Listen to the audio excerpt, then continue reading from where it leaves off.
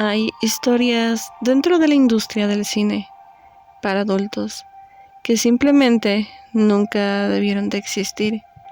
Empresas que nacieron en una época donde los límites eran difusos y donde lo legal no siempre significaba lo correcto.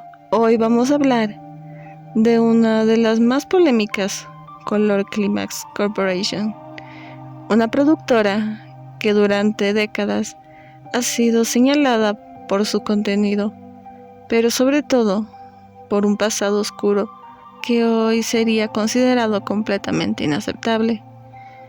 Esta es una historia incómoda, pero necesaria de contar.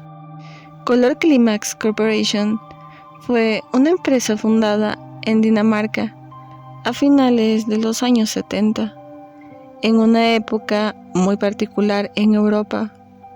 De ese momento, Dinamarca era conocida por tener algunas de las leyes más permisivas del mundo en cuanto a contenido para adultos.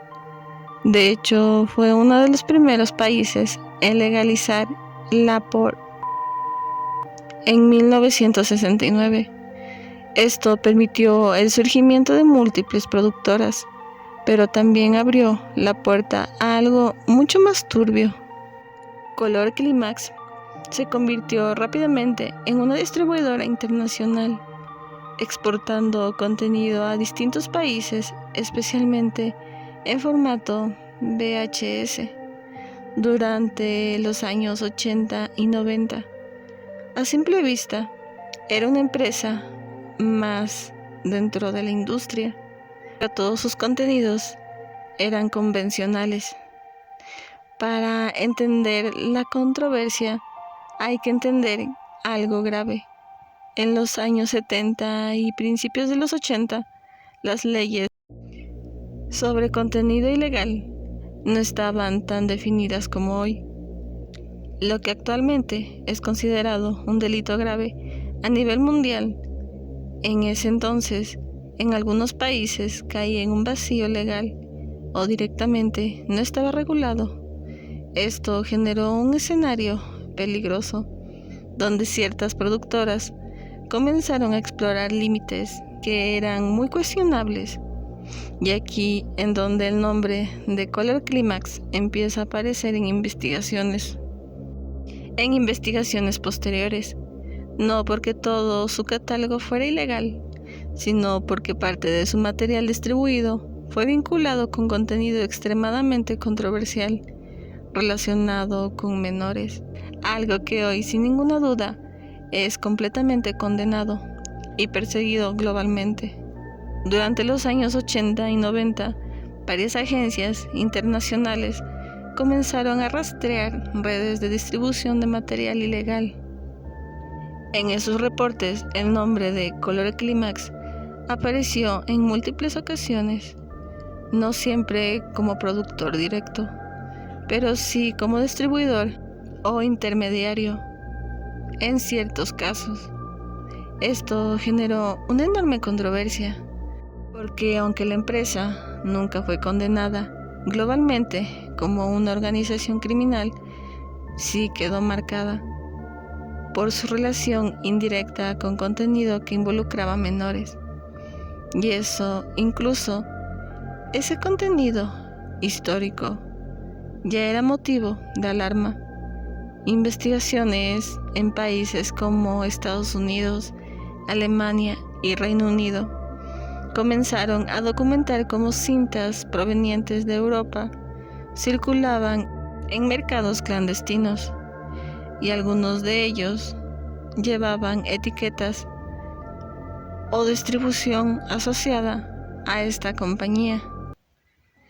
Uno de los aspectos más inquietantes de este caso es que muchas de estas situaciones quedaron atrapadas en vacíos legales, diferentes entre legislaciones, falta de corporación internacional en ese momento, y la dificultad de rastrear contenido físico hicieron que muchas investigaciones no llegaran a una conclusión clara. En otras palabras, habían sospechas de que había material pero no siempre había responsables directos e identificados, y eso permitió que ciertas empresas continuaran operando durante años. Con el tiempo, la presión internacional aumentó, y a partir de los años 90 y 2000, las leyes se volvieron mucho más estrictas. Lo que antes podía pasar desapercibido comenzó a ser perseguido.